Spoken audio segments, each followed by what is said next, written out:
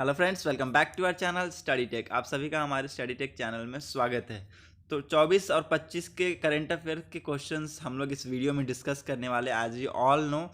और मैं कल वीडियो बना नहीं पाया because of my I was unwell, और that's why I wasn't able to make the video. So मैं दोनों दिन के वीडियो टॉपिक से क्वेश्चंस को लिए रखा हूँ और उसके बारे में हम डिस्कस करेंगे। तो वीडियो में भी थोड़ा लंबा हो सकता है, सो वीडियो को पूरा देखिएगा। You will get lot of information from this video, and after that, before starting the video, I just request you all guys to do like, share and subscribe my video, and don't forget to click on a bell icon to get latest video update.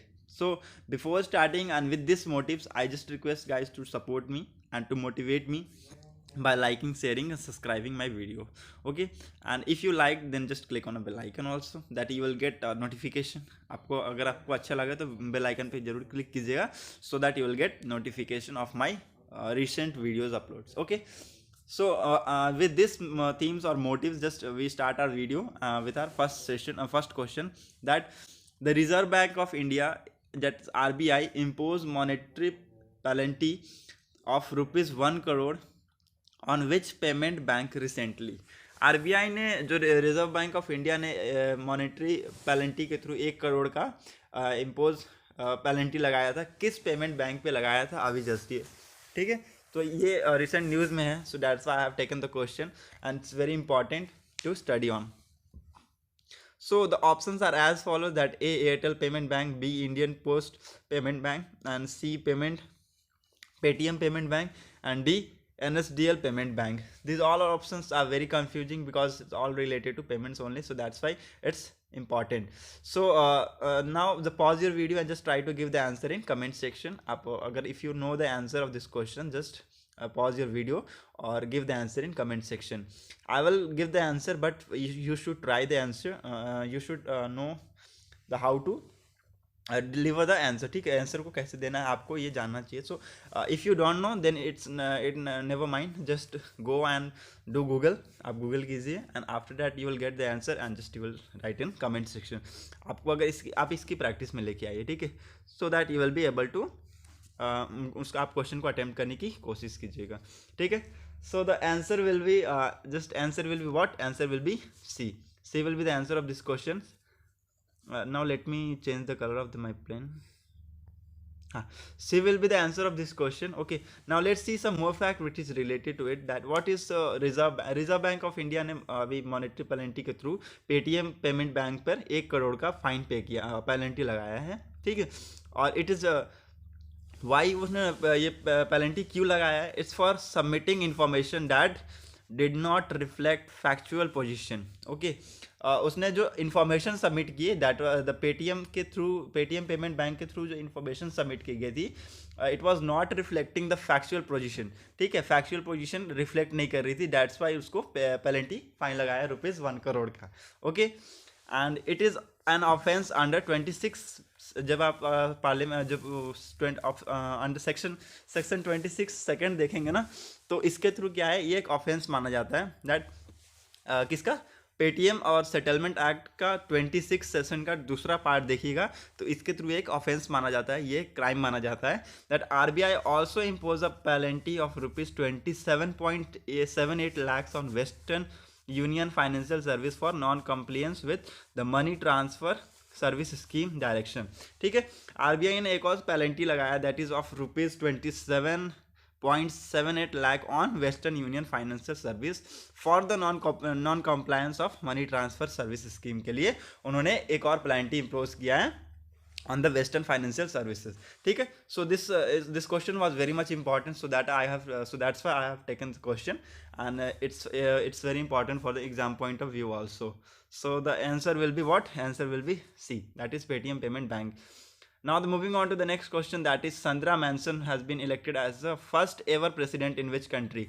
This is a very recent news we have I have taken for you, and it's also very much important for the exam, from the exam point of view also, so that's why I have taken it. And these options are as follows, that is A, Saint Lucia, B, Barbados, C, Saint Lucia, again repeat हो गया है, ठीक है, never mind, but, and D, Brahmas. Okay, So these all are the option which is in front. These all are option in front of you. Just try to give the answer in comment section. Pause your video and give the answer in comment section. Make practice. Just do attempt it. Okay, attempt कीजिए and make a habit of practice or attempting. आप habit बनाइए इसको attempt करने की और practice करने की, ठीक है। जो संद्रा मैनसन है वो इलेक्टेड हुई है अभी पहली प्रेसिडेंट किस कंट्री की, आप इसका आंसर मुझे बताइए कमेंट सेक्शन में। I am going to give the answer of this question, that is B, Barbados. Barbados अभी एक वहाँ पर क्या हुआ, एलिजाबेथ टू थी, वो अभी हेड कर रही थी अभी तक, लेकिन अभी ये न्यूज़ में आया था कि 30 अक्टूबर के बाद वो क्या करेंगी, वो इस कंट्री को हेड नहीं कर पाएंगी, लीड नहीं कर पाएंगी। कौन, एलिजाबेथ टू। और वहाँ का न्यू प्रेसिडेंट कौन नियुक्त होगा, who will take the officially oath, that is Sandra Manson. Sandra Manson कहाँ पर ऑफिशियली ओथ लेंगे, कहाँ पर, बारबाडोस में, जो कि फर्स्ट एवर प्रेसिडेंट होंगी वहाँ की। और वो किनको रिप्लेस करेंगी, क्वीन एलिजाबेथ टू को। एलिजाबेथ यहाँ टू को कर लीजिएगा, ठीक है, एलिजाबेथ टू को वो रिप्लेस करेंगी, ठीक है।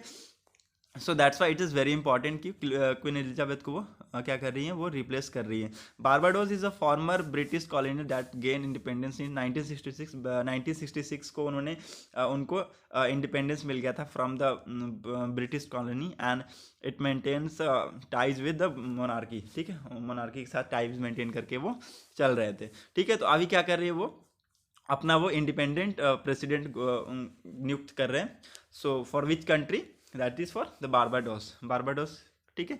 सो कौन है ये, संद्रा मैनसन, याद रखिएगा, इट्स वेरी इंपॉर्टेंट क्वेश्चन, आपको ये पूछ सकता है प्रीलिम्स में भी और कॉम्पिटिटिव एग्जाम्स में भी, एसएससी जो भी है कॉम्पिटिटिव एग्जाम्स है उसमें आपको क्या कर सकते हैं, ये एज अ ऑप्शन के तौर पे सेम इसी तरफ से लिख देगा कि it was recently in news which is first ever president of which country, बता देगा कि हाँ विच कंट्री के प्रेसिडेंट बने first president, that is the Barbados will be the answer, ठीक है। Now moving on to the next question, that is our third question.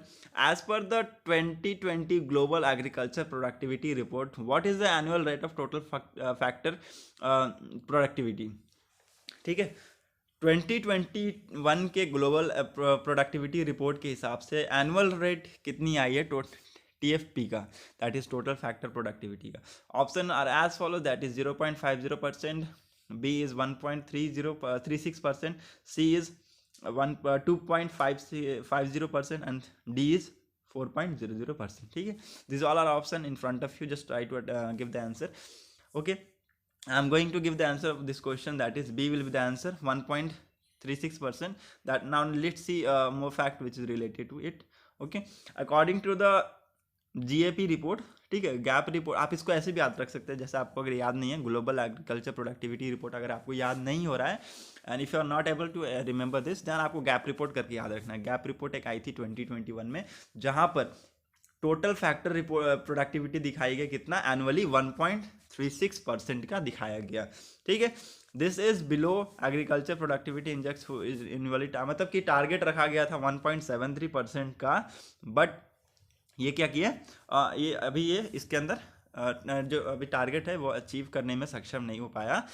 To its main target to sustainably meet the needs of customer for foods and bioenergy in 2050 तक हर customer को उनकी जो needs है for the food वो मिल जाएगी और उसमें growth देखने को मिलेगी, ये इनका मेन टारगेट है इसके थ्रू, ठीक है।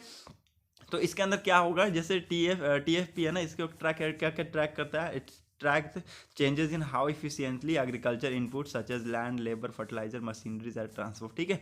कुछ ये इस चीज़ के ये सब जो चीज़ें हैं ना उसके अंदर क्या करते हैं, ये मेन चीज़ें डालते हैं, जैसे कि लैंड हो गया, लेबर हो गया, फर्टिलाइजर हो गया, मशीनरीज हो गया, this all things are transformed, ठीक है। ये क्या होते हैं, ये ट्रांसफॉर्म्ड होते हैं into output like a crop and aquaculture products, ठीक है, एक्वाकल्चर प्रोडक्ट, ठीक है। ये जो चीज़ें हैं ना, ये इन सब चीज़ों का यूज़ करके ये क्या करते हैं, क्या तो क्रॉप का या तो एग्रीकल्चर से रिलेटेड चीज़ें करेंगे, क्रॉप करते हैं, एक्वाकल्चर प्रोडक्ट्स का निर्माण करते हैं। सो इसका क्या था कि कितना परसेंट ऑफ एनुअल रेट गया इसका, 1.36%, तो B will be the answer of this question. Now moving on to the next question, that is our fourth question. What is India's total public health sector allocation as per the union budget of 2021 to 2022, ठीक है। इसमें आपको percentage of GDP पूछ रहा है कि how much percentage of GDP as per the union given by allocation of the union budget 2021 to 2022, ठीक है। So the options are as follows: 1.2, B is 1.75, C is 2.0, and D is 3.0. ठीक है, so these are options in front of you. Just try to give and try to attempt the question and give the answer in comment section. Okay, I'm going to give the answer. That answer will be 1.2. 1.2 will be the answer of this question. Now let's see fact that what is the as per Union Budget 2021-2022 the total health sector allocation stood at कितने पे आके खड़ा हो गया, ये कितने पे आके मतलब थम गया, 1.2% of gross domestic product GDP पे आकर ये एलोकेट हो गया. ठीक है, वहीं पर रह गया. The FICCI and KPMG is India's release a report title covid induce health care transformation in India. ठीक है, इस रिपोर्ट को किसने निकाला था, किसके थ्रू निकाला जाता है, दैट इज FICCI और KPMG के थ्रू ये रिपोर्ट निकलती है. और ये कौन सी रिपोर्ट निकाला था, कोविड-19 induce health care transformation in India. As per this report, इस रिपोर्ट के हिसाब से जो कि FICCI के द्वारा और KPMG के द्वारा निकाली गई थी, उसके हिसाब से India need to raise public health spending to 2.5 to 3.5% ऑफ GDP. ठीक है, इस रिपोर्ट के हिसाब से यह बताया गया कि इंडिया को ज़रूरत है कि अपना जो पब्लिक हेल्थ में जो जितनी स्पेंडिंग करता है इंडिया, उसको 2.5 से 3.5 के बीच में ये होना चाहिए. और ये इसको इस रिपोर्ट में बताया गया था कि इसके बीच में ये होना चाहिए और इस टाइप का कुछ ट्रांसफॉर्मेशन देखना चाहिए इसके अंदर. ठीक है, इस रिपोर्ट ने हमको ये भी सजेस्ट किया that to set a district level health system index. ठीक है, एक डिस्ट्रिक्ट लेवल हेल्थ इंडेक्स का एक सिस्टम निकाल देना चाहिए. उससे हमें आसानी हो जाएगी चीज़ों को और निकालने में और क्रिस्टल क्लियर करने में, हमारी चीज़ों को निकालने में. और जैसे कि हमारे क्या हम लोग जैसे और कुछ बदलाव वगैरह करते हैं ना रिलेटेड टू आर हेल्थ, हम पब्लिक हेल्थ के लिए कुछ बदलाव करते हैं, स्पेंड करते हैं, तो वो सब चीज़ जो है ना वो बहुत ज़्यादा ईजी हो जाएगा विद दिस मेथड. ठीक है, so that's why it's very important, that's makes it very important. सो कितने परसेंट है, 1.2% of GDP as per the union budget 2021-2022. और हमको कितने की ज़रूरत है, 2.5 to 3.5. ठीक है, इतने की ज़रूरत है. किस रिपोर्ट के द्वारा, जो कि FICCI और किसके थ्रू, दैट इज KPMG के थ्रू निकाला गया था. कोविड-19 इंड्यूस का रिपोर्ट उसमें बताया गया था. Now moving on to the next question, that is Aapda Mitra scheme which was recently in news is implemented by which of the union ministry. किस यूनियन मिनिस्ट्री के द्वारा ये रूल आपदा मित्र शक्ति को इम्प्लीमेंट किया गया था. Options are as follow, that is A ministry of defence, B ministry of home affairs, C ministry of agriculture and farmer welfare, D ministry of MSME. ठीक है, these are option in front of you. Just try to attempt the answer and give the answer in comment section. Okay, I'm going to give the answer that B will be the answer of this question, that is Ministry of Home Affairs. Ministry of Home Affairs will be the answer, and it's only implement this आपदा Mitra scheme. इन्होंने implement किया था. Home minister हमारे अमित शाह ने recently release किया था that training manually Aapda Mitra scheme and plan document of this common alert protocols. ठीक है, कॉमन अलर्ट प्रोटोकॉल्स को उसने क्या किया था, उसने रिलीज़ किया था दिस स्कीम के थ्रू, इसी स्कीम के थ्रू. और कुछ डॉक्यूमेंट्स थे रिलेटेड टू आपदा मित्र, तो उनको प्लान करने की ज़रूरत थी, इसके थ्रू बताया गया था. ये 17th foundation day celebration of national disaster management authority was held recently. ठीक है, ये अभी क्या हुआ था, 17th फाउंडेशन डे हुआ था for the celebration of national disaster management authority, जो कि अभी फिलहाल हुआ था. और उसकी जो थीम थी इस साल की फाउंडेशन डे की, वो क्या थी, stop impact of disaster incident in the Himalayan region. ठीक है, जो भी इसका मेन मकसद क्या है, इस थीम का मैं आपको मतलब समझाता हूँ कि stopping the impact of disaster, जो भी डिजास्टर हो रहे हैं, जो भी पहाड़ी क्षेत्र में जितने भी डिजास्टर वगैरह हमको देखने को मिल रहे हैं. ठीक है, लैंडस्लाइड हो जा रहा है, अभी बहुत सारी चीज़ें हो रही है जो कि क्लाइमेट चेंज की वजह से हमको देखने को मिल रही है. ठीक है, उससे रिलेटेड जितने भी इम्पैक्ट देखने को मिल रहे हैं हिमालय रीजन में, उसको क्या कर रहा है, बोल रहा है उसको रोकने के लिए, उसको प्रिवेंट करने के लिए ये इसका मेन मकसद था, इसका मेन थीम था ये. ठीक है, so it's very important, that's it's make most important. ठीक है, तो ये किसके द्वारा रिसेंटली इम्प्लीमेंट किया गया, it was implemented by ministry of home affair, ठीक है। So moving on to the next question, that is our sixth question, what does P stand for in the PCA framework related to the reserve bank, related with reserve bank of India, ठीक है। P stand क्या करता है for the PCA, ठीक है, that is A public, B private, C prompt and D priority. Now give the answer in comment section guys, it's very important question, क्योंकि ये reserve bank of India के तौर से है, तो ये बहुत ज़्यादा कम्पिटिटिव एग्जाम्स में भी पूछा जा सकता है, ठीक है, इसलिए मैंने इसको लिया है। I am going to give the answer, that C prompt will be the answer of this question. Now let's see more fact, prompt corrective action that refers to watch list of weaker bank, ठीक है, ये RBI के द्वारा लगाया जाता है, जो कि ये क्या देखता है कि कौन से बैंक जो हैं वो वीक है, ठीक है, इसलिए मैंने आपको बोला ये ज़्यादा इंपॉर्टेंट क्वेश्चन है, क्योंकि ये बैंक से भी रिलेटेड क्वेश्चन है, तो मे बी बैंक के क्वेश्चन, बैंकिंग क्वेश्चन में भी ये आ सकता है, ठीक है। तो क्या है पीसीए, क्या है prompt corrective action, prompt corrective action क्या करता है, वह देखता है कि कौन से बैंक वीक है, ठीक है, ये देखता है कि कौन से बैंक वीक है, और ये कौन देखता है, दैट आरबीआई देखता है। The regulator impose restrictions like curve on lending amongst other on such bank, ठीक है। तो जो बैंक्स वीक्स होते हैं ना, जो बैंक ज़्यादा वीक निकलते हैं, वो क्या करते हैं, उनके ऊपर कुछ रिस्ट्रिक्शंस लगा देते हैं, जैसे कि curving on lending amongst others, ठीक है, इनके ऊपर कर्विंग ऑन लेंडिंग्स अमंग्स अदर का एक टाइप का रिस्ट्रिक्शन लगा दिया जाता है on such type of banks जो ज़्यादा वीक होते हैं, बाय आरबीआई के द्वारा ये लगाया जाता है। RBI has recently remove Indian overseas bank from the prompt PCS जो कि एक रिस्ट्रिक्शन इम्पोज करता है, that curve on lending amongst other, उसका क्या किया, उसका जो रिस्ट्रिक्शन था किसका, इंडियन सीज बैंक का को पीसीएस से क्या किया, रिमूव कर दिया है अभी रिसेंटली, दैट्स वाई ये न्यूज़ में बहुत ज़्यादा है। तो ये पूछ सकता है, ये भी क्वेश्चन पूछ सकता है, which bank has been recently removed by RBI from PCA framework, ठीक है, पीसीए फ्रेमवर्क के पीसीए फ्रेमवर्क से कौन सा ऐसा बैंक है जो कि रिमूव किया गया है फ्रॉम बाय आरबीआई के द्वारा, ठीक है, आपका आंसर हो जाएगा क्या, इंडियन ओवरसीज बैंक अभी रिमूव किया गया है आरबीआई के द्वारा from PCA framework, okay, that prompt corrective action. Bank was placed under PCA framework in 2015 में इस बैंक को डाला गया था इसके अंदर में, और उसके ऊपर बहुत सारे रिस्ट्रिक्शंस लगा दिए गए, ठीक है। So that's makes it important, ठीक है, so it will be very much important for exam point wise. P क्या है, दैट इज पी क्या है, प्रॉम्प्ट, ठीक है, prompt is the answer of this question, prompt corrective action. Now moving on to the next question, that is our seventh question. What is the theme of the International Day of Older Person? Older Person की theme क्या है 2021 की? A. Digital equity for all age. B. Respect and love for elder. C. Empathy and equity. D. Fair treatment of to all elders. ठीक है, this all the option front of you. Just attempt and give the answer in comment section. So answer will be, I'm going to give the answer. Answer will be A. Digital equity for all age. Okay, the theme of International Day of Older Person की इस साल की theme क्या थी? Digital equity for all age. ठीक है.